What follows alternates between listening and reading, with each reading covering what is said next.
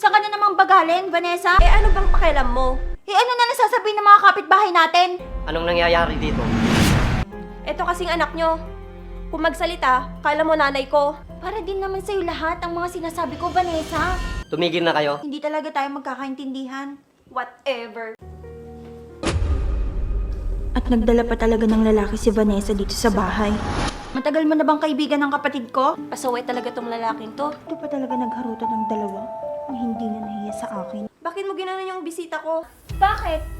Boyfriend mo ba yon at pinagtatanggol mo pa? Buti kung may makakatiis sa'yo. Palagi kang galit. Vanessa! Sandali. Si Vanessa ba pinunta mo dito? Hindi. Sino? Ikaw. Sandali. Anong nangyayari dito? Oh, dito na tayo sa bahay niyo. Salamat sa paggatid Wala ka naman. Sige, sa susunod na lang ulit. Sige, bye. Bye.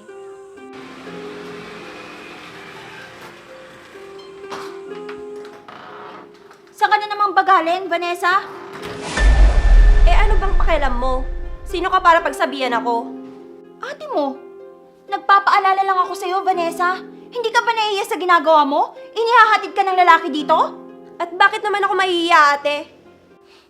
Ano na nasasabihin ng mga kapitbahay natin? Sabihin lang nilang gusto nilang sabihin sa akin. Wala akong pakialam. Kung hindi ka nahihiya, ako ang nahihiya sa mga pinaggagawa mo. Bakit? Nabibigay ba nila yung kasiyahan ko? Di ba hindi? Kaya wala silang pakialam. Aba, maghinay-hinay ka naman sa mga sinasabi mo, Vanessa. Naririnig mo ba yung sarili mo? Bakit, ate? Mas iniisip mo pa yung kapitbahay natin kaysa ako na kapatid mo? Umayos ka, Vanessa. Kahit konting kahiyan man lang sana para sa pamilya natin. Sa tingin mo, matutulungan ka ba nila pag may kailangan ka, ate? Matigas talaga yung ulo mo. Wala ka nang pinapakinggan. Basta, hindi mo na mababago yung pananaw ko sa kanila. Bakit? Anong nangyayari dito? Ito kasing anak nyo. Kung magsalita, kala mo nanay ko. Pinagsasabihan lang naman kita, Vanessa. Hindi mo na ako pinagsasabihan.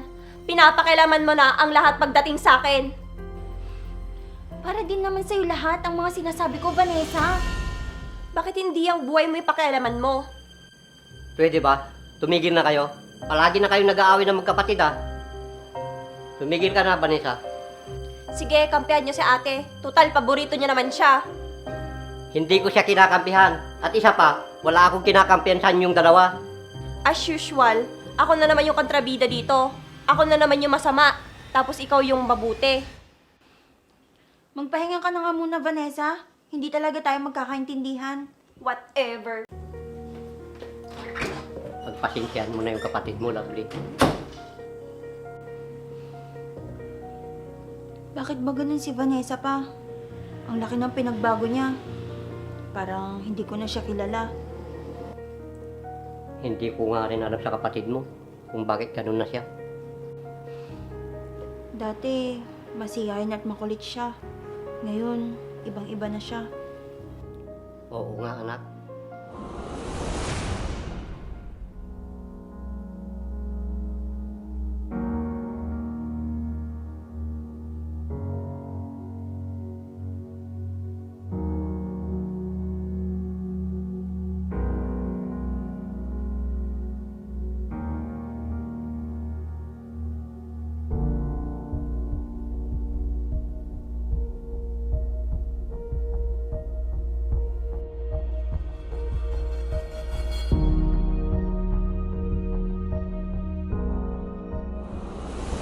Simula nung nawala yung boyfriend niya, tapos sinabayan pa ng pagkawala ni mama, naging matigas na siya.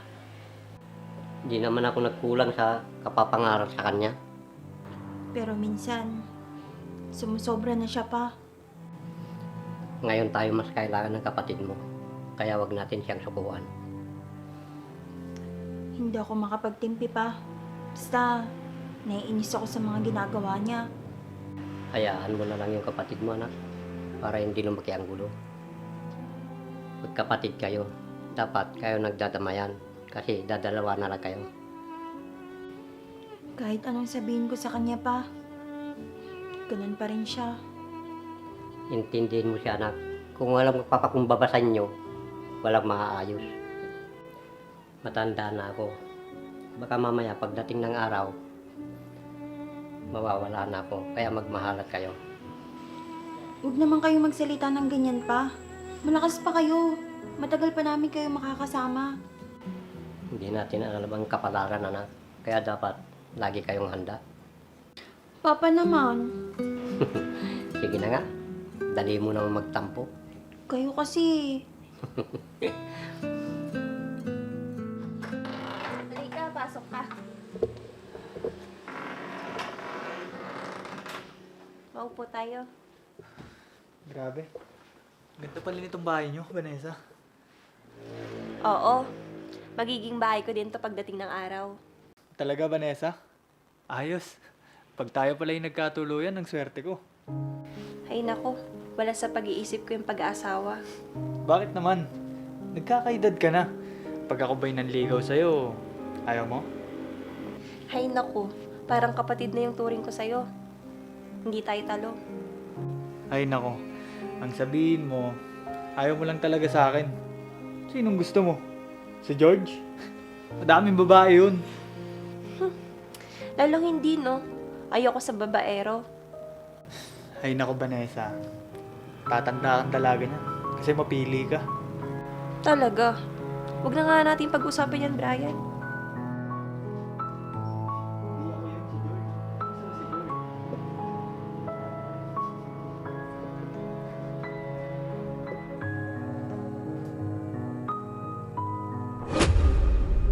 At nagdala pa talaga ng lalaki si Vanessa dito sa bahay.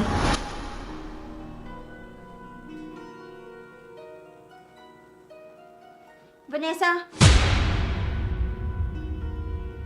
Bakit, ate? Bakit may kasama kang lalaki dito? Dito sa bahay? Ako nga pala si Brian.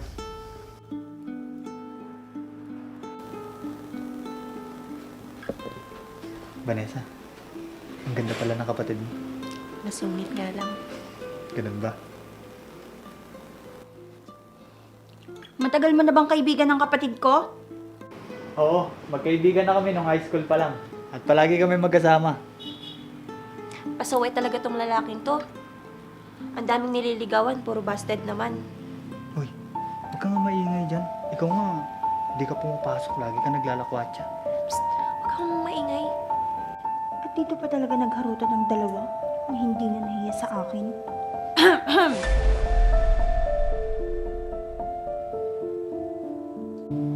Alam ba ni Papa na may kasama kang lalaki ngayon dito sa bahay? Ha, Vanessa? Paano niyo malalaman, ate? Wala naman si Papa dito. At isa pa, kaibigan ko lang naman si Brian.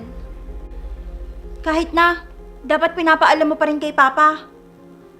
Huwag kang mag-alala. Hindi naman ako masamang tao. Hay naku, ate. Lahat na lang issue sa'yo.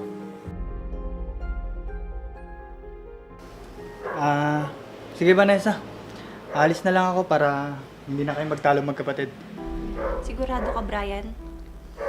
Oo, Vanessa. Ha?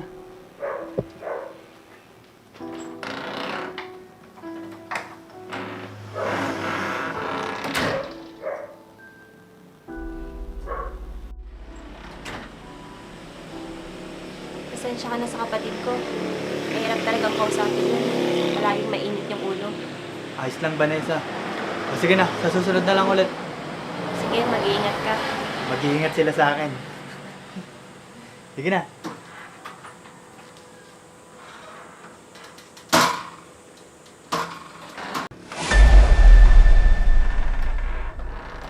Ate, bakit mo ginanon yung bisita ko?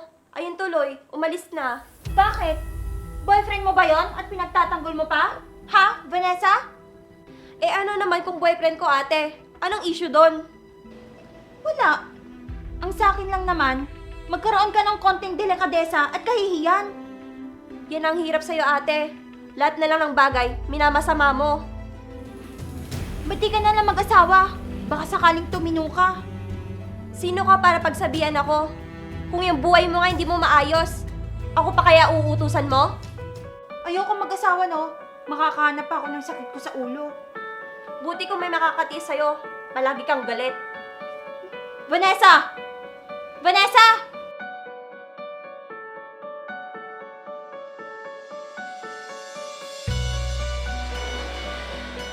Tao po. Tao po. Ano yun, Nico? Sinong hinahanap mo? Nandiyan po ba si Vanessa? Ako po si Brian. Kaibigan niya po ako. Ako ang papa niya. Bakit mo hinahanap? Dadalawin ko lang po sana siya. Alam ba niya na pupunta ka dito? Hindi po eh. Napadaan lang po ako. Nagbabaka sakali po ako na maabutan ko siya.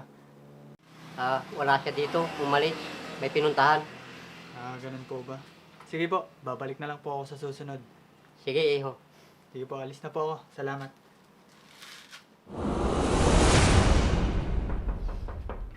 Tao po. Tao po. Oh, Brian, ikaw pala. Sandali, tatawagin ko lang si Vanessa. Sandali.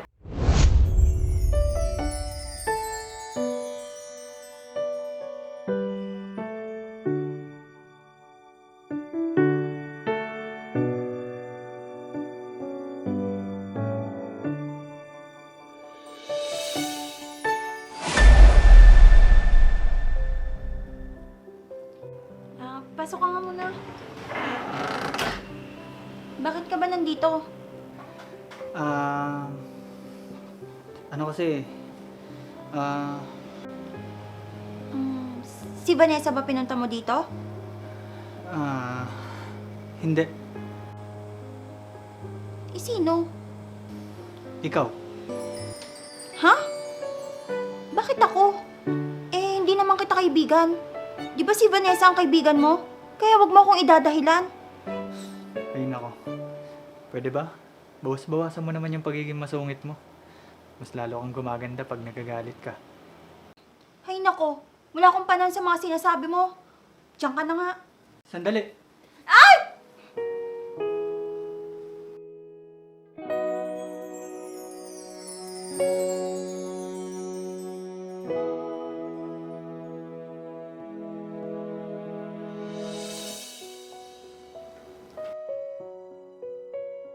Anong nangyayari dito?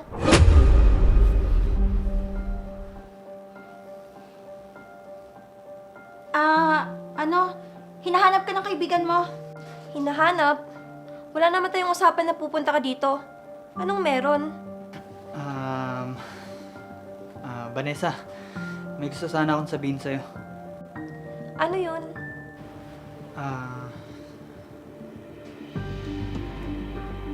Magpapaalam sana ako sa'yo. Sige, maiwan ko muna kayo. Ano na kasi yung pinapaalam mo? Magpapaalam sana ako. May gusto kasi ako sa ate mo. Seryoso? Huwag mo naman ako pagtawanan. Seryoso naman yung mga sinasabi ko sa'yo eh. Idiligawan mo. Ewan ko lang kung sasagutin ka nun. Yun na nga yung problema ko eh. Sinusungitan niya ako. Ayaw niya akong kausapin. Sige, tutulungan kita. Tignan ko kung ano magagawa ko. Talaga? Salamat.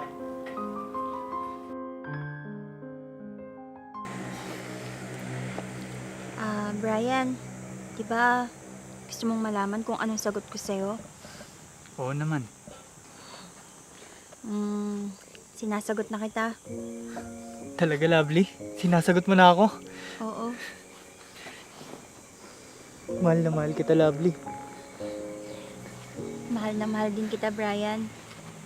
Sigurado akong matutuwa si Vanessa pag nalaman niya to. Naku, wag mo manang sabihin. Hayaan mong ako na lang ang magsabi kila Vanessa at kay Papa. O sige, ikaw ang bahala.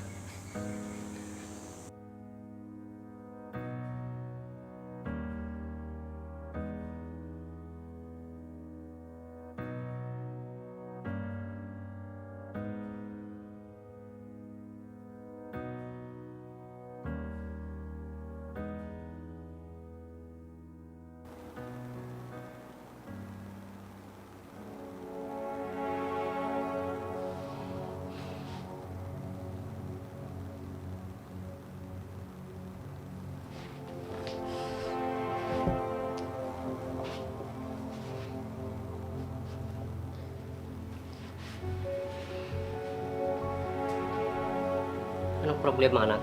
Bakit hindi ka mapakali dyan? Si Brian po kasi pa. Kanina ko pa tinatawagan pero hindi ko po siya makontak. Pag may ginagawa naman, o kaya may trabaho yun. Lagi naman nagpapaalam sa akin yun pa. Ngayon lang hindi makontak. Ay, naku anak, hayaan mo lang yung tao. Huwag kang mag-isip ng kung ano-ano. Kung mahal mo yung tao, magtiwala ka lang sa kanya. Basta. Ayoko ng ganun. Pag ako, lagi akong nagsasabi at nagpapaalam sa kanya. Tapos siya hindi. Nakita mo yung ginawa niya? Oo. Nagmamagaling, kala mo naman marunong maglaro. Piling gwapo. Kaya nga.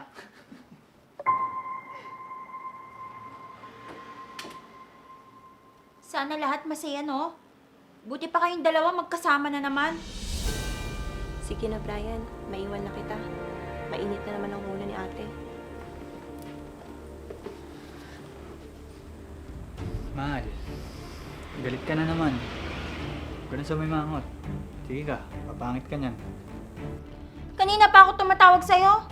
Tapos hindi mo sinasagot. Tapos kasama mo pala si Vanessa. Pasensya ka na, mahal. Naiwan ko kasi sa bahay yung cellphone ko. Bakit magkasama kayo ni Vanessa? May usapan kayo? Nagkataon lang naman na nagkita kami dun sa may court. Kaya yun, nagkasabay na kami dito pa uwi. Talaga? Oo naman, mahal. Huwag ka na magalit. Siguraduhin mo lang na nagsasabi ka ng totoo. Dahil ayokong niloloko ko. Oo naman, mahal. Kaya huwag ka na magalit pa.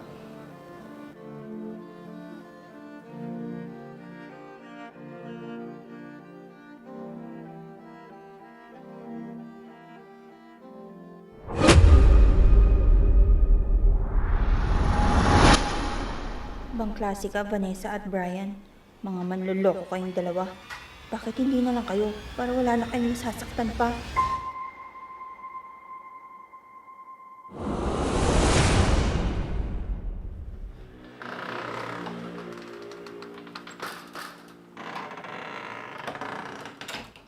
Vanessa, pwede ba kitang makausap? Tungkol saan? Anong pag-uusapan natin? Umamin ka nga sa akin. Sabihin mo sa akin yung totoo. Anong aaminin ko, ate? May gusto ka ba kay Brian? Ano sa tingin mo? Sinasabi ko na nga ba eh. Tama ako. Hay naku, ate. Kung ano-ano na lang naiisip mo. Bakit hindi ka pa kasi umamin, Vanessa? Na may gusto ka sa boyfriend ko? At gusto mo siyang agawin sa akin? Wala akong gusto kay Brian, ate. Matagal na kami magkaibigan. At nagsasabi siya sa akin Nagsasabi ng ano? na may gusto siya sa akin. Yun naman pala eh. Bakit hindi na lang naging kayo? Ayoko. Kapatid lang yung turing ko kay Brian. At wala akong nararamdaman sa kanya. Pero may gusto siya sa'yo. Pero hindi na, ate. Kasi andyan ka na. Bakit, ate? Wala ka bang tiwala sa kanya? Sumusobra ka na, Vanessa. Ano ba? Tumigil na nga kayo. Nag-aaway na naman kayo. Pa, pagsabihan niyo si ate. Simula pagkabata, palagi na lang ako yung masama. Bakit? Hindi nga ba? Bakit, ate? Ni minsan ba, wala akong nagawang mabuti sa'yo? Kung ituring mo ako, parang hindi mo ako kapatid.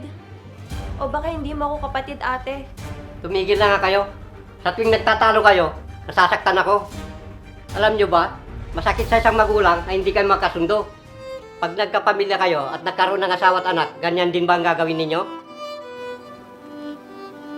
Pasensya na po kayo pa. Aaminin ko po.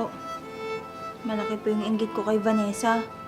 Simula nung bata pa kami, palagi na lang siya yung inaasikaso nyo. Yun ay dahil sakitin ng kapatid mo, anak. Kaya alagang-alaga namin siya. Kaya patawarin mo ako, anak, kung napunta sa kanya ang atensyon namin. Hindi ko naman yun ginusto, ate. At hindi ko naman alam na may sama ka pala ng loob sa akin. Sorry, Vanessa. Kung ganito ako sa'yo. Naalala mo ba, Lovely, nung bata pa kayo? Ikaw ang laging nagtatanggol sa kanya at laging ikaw ang takbuhan niya.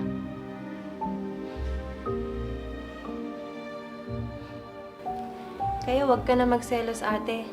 Alam mo ba, nagpaalam si Brian sa akin na hihingin niya daw yung kamay mo para pakasalan. Totoo, Vanessa? Oo, kaya masinsinan kami nag-uusap kanina. At sinabi ko sa kanya na kapag niloko ka niya, mananagot siya sa akin. Mahal na mahal ka niya, ate. Oo, anak. Alam ko na din yung mga bagay na yan. Dahil kinausap ako ni Brian at pumayag na din ako. Talaga po? Alam mo, ate, kahit palagi kang ganyan sa akin, mahal kita. Pasensya ka na talaga, Vanessa, ha? At maraming salamat dahil ikaw yung kapatid ko. Yan ang gusto ko, ang makita sa inyong magkapatid. Kahit anong pagsubok kang dumating sa inyong magkapatid, huwag na huwag kayong magpapapikto. Opo, pa.